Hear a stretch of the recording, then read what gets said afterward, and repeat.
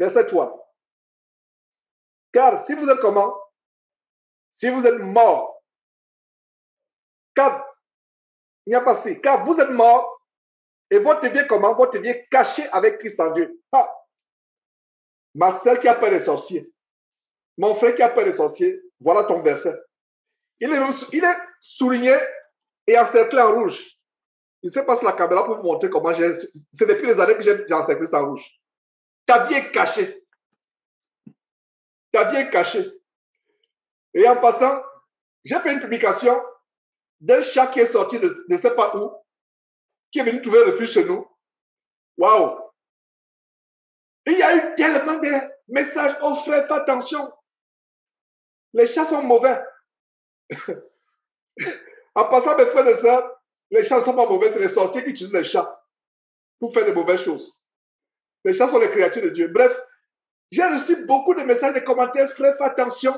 Normalement, les sorciers peuvent... Les sorciers... je souriais dans mon cœur quand je lisais ces commentaires. Voilà mon verset. Vous savez ce qui fait mon assurance? Je vous donne le secret. Ça, c'est mon verset. Votre vie est cachée. Ta vie est cachée. Ta vie peut être... Quand ta vie est cachée avec Christ en Dieu, quel est le sorcier qui peut voir ta vie? Aucun sorcier ne peut voir ta vie. Voilà un grand verset. Ta vie est cachée. Il y a des confessions telles que on m'a bloqué, je n'arrive pas à me marier. On m'a bloqué les opportunités d'emploi, je n'arrive pas à trouver un emploi. Quand tu es en Christ, ta vie est cachée. Ne laisse personne te convaincre du contraire. Sauf si tu n'es pas en Christ. Sauf si tu n'es pas en Christ. Mais si tu es en Christ, ta vie est cachée. Si quelqu'un me dit, je suis continuellement attaqué. Non, ta vie n'est pas cachée. Et si ta vie n'est pas cachée, ça veut dire que tu ne fais pas ce qu'on a vu au verset 1. À savoir que si vous êtes ressuscité avec Christ, vous voyez comment ces versets se succèdent. Ça enchaîne comme les marrons d'une chaîne. Je vais dire se connaître comme les marrons d'une chaîne. Car vous êtes morts. Vous êtes morts. Et comment tu veux que ta vie soit cachée en Christ si tu n'es pas mort? On te provoque, tu rends. On t'insulte, tu rends. Tu n'es pas mort. Il y a deux, parce que les gens veulent que la vie soit cachée. Regardez ce verset 3. Je peux mettre une temps sur ce verset 3. Il y a deux choses. Car vous êtes morts, virgule, et votre vie est cachée. J'ai commencé par la bonne nouvelle de ce verset. Je sentais comment le cœur des frères et sœurs, vraiment, en fait, c'est ce que je voulais entendre. Ma vie est cachée en Jésus-Christ. Non, attends, ne va pas trop vite. Avant que ta vie soit cachée en Jésus-Christ, il y a quelque chose qui doit se passer. Vous êtes morts. Tu n'es pas mort, ta vie ne sera pas cachée en Jésus-Christ. Est-ce que vous comprenez? Est-ce que nous sommes ensemble? Si quelqu'un ne comprend pas, levez la main. Parce que c'est vraiment on commence à avoir du sérieux et du lourd. À partir du verset 2, c'est du lourd que nous sommes en train de voir spirituellement parlant. Est-ce que je ne vois pas de main levée? Dieu soit loué. Je ne vois pas de main levée. Ça veut dire que nous comprenons cela. Donc, ne vous précipitez pas à dire que ma vie est cachée en Jésus-Christ. Non! Les faux pasteurs aiment prendre un verset hors de contexte, vous faire citer ça comme de l'église, et vous êtes content. Ah, ma vie est cachée. J'ai entendu beaucoup de gens dire que ma vie est cachée. Non. Ce verset ne commence pas par votre vie est cachée. Non. Ce verset commence par quoi?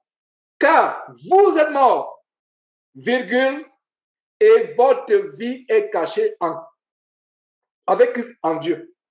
Ça veut dire quoi? Ne pense pas que ta vie sera cachée aux sorciers et aux sorcières. Mon frère, ma soeur, si tu n'es pas mort. Les sorciers, les démons savent reconnaître, ils savent distinguer les chrétiens qui sont véritablement morts. Un chrétien qui est mort, c'est quelqu'un qui a décidé de s'affranchir au monde. Oh, j'ai tué les attaques. Les maris de nuit m'attaquent. Les femmes de nuit, comment ça, je suis converti? Je ne fais que voir des images impures. Il n'y a pas mort quelque part. Il y a une partie de ton corps qui est constamment en vie. J'avais enseigné une fois, meurs si tu veux porter le fruit. Meurs d'abord si tu veux porter le fruit. Meurs d'abord si tu veux voir la gloire de Dieu se manifester dans ta vie. Il faut d'abord mourir. Mourir. Et comme je l'avais dit en partageant cet enseignement, Aujourd'hui, il y a une nouvelle tendance des deuils qui se transforment en de véritables spectacles. C'est là où les gens font des concurrences d'habillement, etc., avec les faux pleurs. Quelqu'un se met à pleurer, pleurer. Il y a une tribu au Cameroun et au Gabon. Je ne donne pas le nom de cette tribu. Les femmes pleurent, et quand elles pleurent, elles prennent d'abord la bière à côté, elles boivent, elles déposent la bière et continuent à pleurer. Vous comprenez que ça, ce n'est pas des pleurs. Ça, c'est le cinéma. Elles ne pleurent pas. Elles pleurent, et elles tendent la main à la personne qui distribue la bière. Et vous pleurez. Non. Et j'ai suivi une vidéo, il y a une nouvelle profession au Cameroun. Les pleureuses professionnelles s'entraînent. On les recrute. Elles signent des contrats et elles ont des cachets. Voilà, 1 million avec ton groupe. Nous voulons des pleureuses. Et il y a une caméra qui a surpris un groupe. Ils sont à distance. La caméra à distance les voyait. Elle les filmait. Elle venait blaguer, elle riait, se tapait les mains, rigolait. C'est à 100 mètres de la maison du deuil qu'elles sont mis à se rouler par terre. Ouais. Elle se roule par terre, comment ça? Ça, c'est le cinéma. C'est pour ça qu'en ce qui me concerne, vous ne me verrez jamais en deuil. Vous ne me... Jamais. Je ne dis pas que vous devez faire comme moi, mais moi, quelqu'un mort est mort. Bien, vous ne me verrez jamais. Non, les deux personnes tellement chères dans ma vie, mes pères et mères, ils sont morts, je ne suis pas parti. Tu es mort, tu es mort. Qu'est-ce qu'on va faire? Si je viens, c'est parce que peut-être que j'ai reçu l'autorisation, la permission de Dieu de te ressusciter pour qu'un miracle. Mais qu'est-ce qui va se passer? Il y aura tous les morts pour enterrer les morts. Parce que quelqu'un va dire, mais Jos, tu n'y vas pas. Qui va les enterrer? Restez tranquille, il y a tous les morts pour enterrer les morts. Ils sont nombreux. C'est ce que Jésus a dit, laissez les morts enterrer comment? Les morts. Il y a tous les morts pour enterrer les morts. Ils sont nombreux. Comme j'ai un petit frère, je vous en ai parlé, il aime tellement le deuil que, je ne sais pas, quand un deuil se passe, il est le premier à y être. Je ne comprends pas quel cet amour de deuil. Cet amour de deuil. J'ai essayé de le convaincre, j'ai laissé tomber. J'ai compris que tu ne peux pas le convaincre s'il n'est pas converti. Pourtant, il dit qu'il est chrétien. Alors, pourquoi je parle de deuil? Ceux qui vont en deuil, il y a les gens font la ronde autour du cercueil. D'autres font le signe, ils se signent, font le signe abominable de croix des catholiques. Ils se prosternent devant les morts. C'est qu'il y a une nécromancie déguisée, le culte des morts. Alors, regardez ce qui se passe. Gifler mort, il ne va pas réagir. Insulter le mort, dites au mort comment il est vilain, comment il est laid. Il ne va pas réagir. Mais nous, chrétiens, si quelqu'un nous insulte, on va réagir. Ça veut dire que nous ne sommes pas comme morts. Chatouiller le mort, insulter le mort, gifler le mort, il ne va pas réagir. Il est mort. La femme du coin qui dandinait devant le mort qui a été vivant avec la vie de prostituée et que le mort convoitait toute sa vie. La femme du coin, du quartier, avec la vie de prostituée que le mort convoitait. Une fois que le mort a allongé, c'est la même femme qui venait dandiner autour du cercueil. Le mort ne va pas réagir. Mais toi, chrétien, tu vois une femme nue. La plupart des femmes d'ailleurs s'habillent nues aujourd'hui dans la rue, que ce soit sur Internet. Tu te retournes pour regarder, tu n'es pas mort. Et comment tu veux que ta vie soit cachée en Christ? Une femme nue ou habillée avec des robes moulantes, avec un pantalon qui moule son derrière. Un chrétien qui est mort ne va pas se retourner. Un chrétien qui est mort aura un pincement au cœur. Si tu as un pincement au cœur, quand une femme passe et il y a la mise de prostituée dans la rue ou sur Internet, c'est que tu n'es pas mort. Prenez l'exemple de ce cadavre qui est allongé. Pourtant, toute sa vie, il convoitait la prostituée du quartier. La prostituée ne la regardait même pas. Mais voilà la prostituée qui vient à son deuil. Il a allongé, il est allongé, il ne va pas, il ne réagit pas. Soulignez, car vous êtes mort. J'ai souligné, je dois m'encadrer, mais je dois faire attention de ne pas finalement effacer le mot. Nous sommes morts. C'est ça la mort. Est-ce que vous comprenez ce verset? Parce qu'il ne faut pas que la parole de Dieu devienne comme des petits slogans. Ma vie est cachée en Jésus. Ma vie est cachée en Jésus. Rien ne peut m'arriver. Non, ne te précipite pas. Le secret, c'est quoi? Vous êtes mort, virgule, et votre vie est cachée.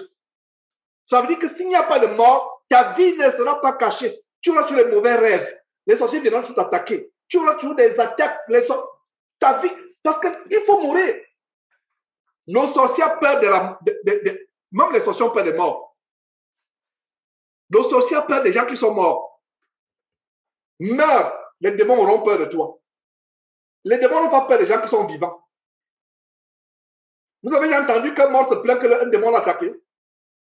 Les démons laissent tranquilles les morts. Les sorciers laissent tranquilles les morts. Vous avez déjà vu un sorcier aller lancer des flèches de sorcellerie à un mort? Il est déjà mort. J'espère que nous comprenons. Si quelqu'un ne comprend pas, levez la main parce qu'en fait, c'est quelque chose de tellement grand que je suis en train d'expliquer. Il n'y a pas de main levée. Dieu soit loué pour cela. Voilà le grand secret aujourd'hui. Verset 3. Car vous êtes morts, virgule, et votre c'est la conséquence, et votre vie est cachée.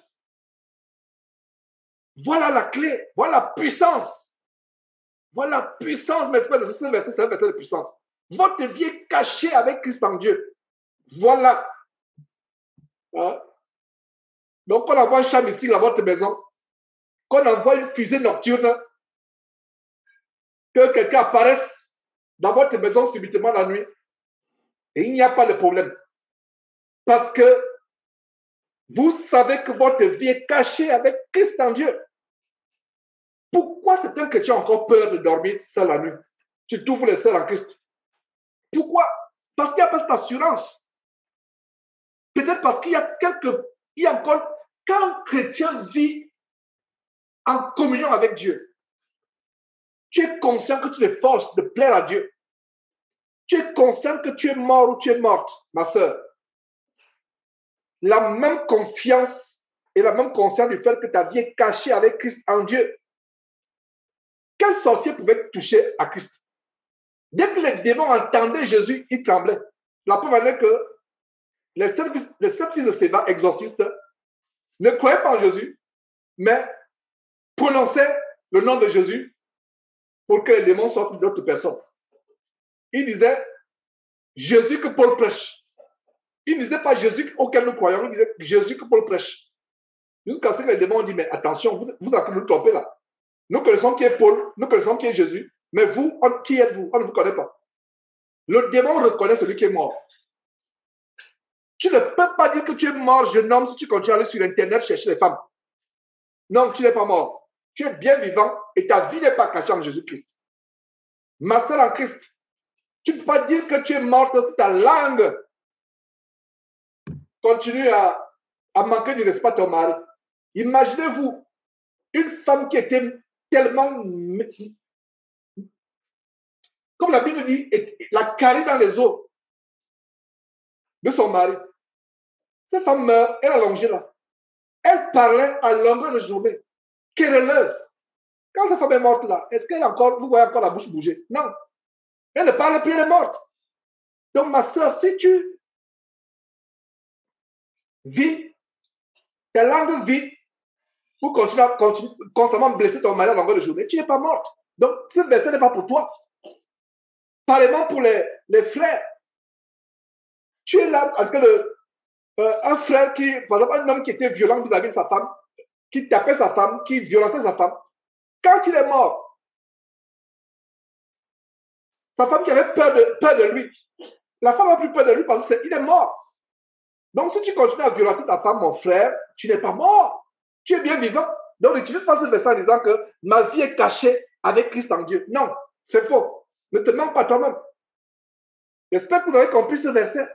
C'est pour ça que nous ne lisons pas vite la parole de Dieu. Que le Saint-Esprit nous inspire. Et je rends à ce que nous venons de voir une très grande révélation. Et si quelqu'un peut couper cette partie que j'explique sur la relation entre mourir et avoir la vie cachée en Jésus-Christ. Regardez, vous êtes mort. Regardez quelque chose d'ailleurs. Quand vous êtes mort et votre vie, la question qu'on peut se poser humainement, mais comment on peut parler de vie si on est mort? Parce que c'est verset deux mots. Vie et mort. En anglais, on appelle ça une figure de rhétorique en anglais qu'on appelle oxymoron. Je ne sais pas comment dire en français. Ça dit que, par exemple, si quelqu'un dit vive la mort, ça n'a pas de sens, n'est-ce pas? Nous dites vive la mort. Ça n'a pas de sens. Parce que la mort et la vie ne vont pas ensemble. Quand il y a mort, il n'y a plus vie. Quand il y a vie, il n'y a plus mort. Mais cependant, frère et sœurs, ce verset dit quoi? Si vous êtes mort, votre vie. Incroyable. Mais je sais que vous comprenez. Parce que je comprends ce que je suis en train de lire. Et je sais que vous comprenez aussi. Ça veut dire quoi? Ça veut dire que, voilà, quelqu'un dit c'est pareil en français, un oxymore. C'est des figures de rhétorique. En fait, c'est des choses qui ne sont pas, c'est pas possible. Nous ne pouvons pas dire vive la mort. C'est pas possible. Quand il y a mort, il n'y a pas vie. Mais, cependant, regardez la sagesse de Dieu. La sagesse de Dieu est infiniment variée. Est-ce que vous voyez comment ce verset défie les académiciens? Pourtant, ce verset-là, qu'est-ce que les académiciens français, les grands savants français diraient quand ils lisaient ce verset? Conclusion, votre Dieu est fou. Votre Jésus est fou. Parce qu'ils ne peuvent pas comprendre. Mais regardez, nous, petits enfants, parmi nous, il y a peu qui ont les grands diplômes parmi nous. Parmi nous, il y a peu de nobles, peu de grands diplômes, peu de personnes avec grands diplômes. Mais cependant, regardez comment Dieu nous parle avec des choses, un langage qui rend fou les grands intellectuels de ce monde. Mais nous comprenons spirituellement. Conclusion, quand vous avez la connaissance spirituelle de Dieu, vous êtes plus grand que Senghor. Vous êtes plus grand que, je ne sais pas, Descartes ou Voltaire ou je ne sais pas, les grands savants, Rousseau et autres. Parce qu'ils ne peuvent pas comprendre. Nous comprenons cela aussi simple. Mais quelqu'un de l'Académie française allait donner ce verset aux académiciens. Ils vont se cogner les têtes, ils ne vont pas comprendre. Conclusion, ils vont dire que votre Jésus est fou. Parce qu'ils ne comprennent pas. Mais cependant, nous comprenons. Aussi simple. Regardez comment les choses spirituelles sont données aux petits-enfants que nous sommes. La plupart d'entre nous n'ont pas de grands diplômes. Parce que laissez-moi vous dire qu'il est difficile pour un intellectuel de devenir chrétien. C'est un miracle pour quelqu'un qui a des grands diplômes de devenir chrétien. Est-ce que vous voyez? Deux choses en opposition. Parce que la mort et la vie sont extrêmement opposées. Mais cependant, le verset dit quoi? Verset 3. Car si vous êtes mort, non, il n'y a pas si vous êtes mort. Car vous êtes mort, parce que j'ai toujours le verset 1 en tête. Excusez-moi, c'est l'absence. Donc, verset 3. Car vous êtes mort, virgule, et votre vie. Ça veut dire que, pour avoir la vie avec Dieu, il faut mourir. La vraie vie en Dieu s'obtient par la mort. Ça s'est passé avec la mort de Jésus-Christ. Il a fallu que Jésus meure pour que vous et moi, nous puissions avoir la vie éternelle. Là, c'est des mystères tellement grands. Mais que Dieu nous montre. Alors, vous êtes mort, car vous êtes mort, et votre vie est cachée. Ça veut dire que pour qui aime d'abord vie, il faut qu'on meure. Donc, quelqu'un qui n'est pas mort, un chrétien qui n'est pas mort, ne vit pas.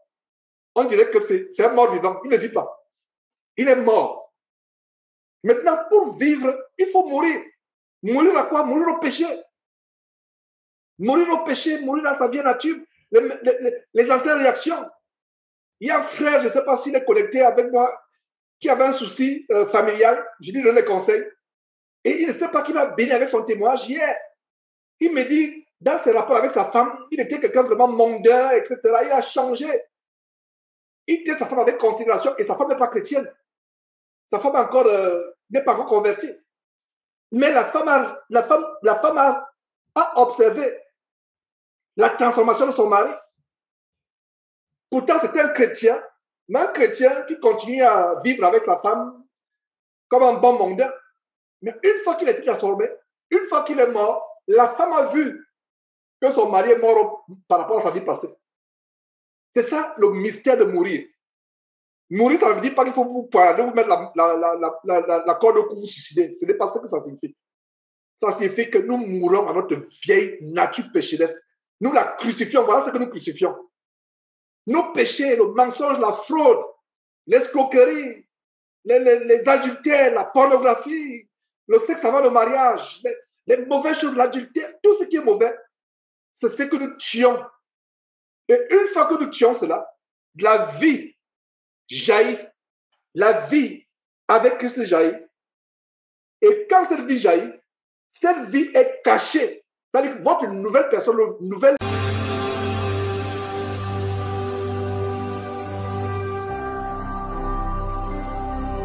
Jésus-Christ TV, vous connaîtrez la vérité et la vérité vous affranchira.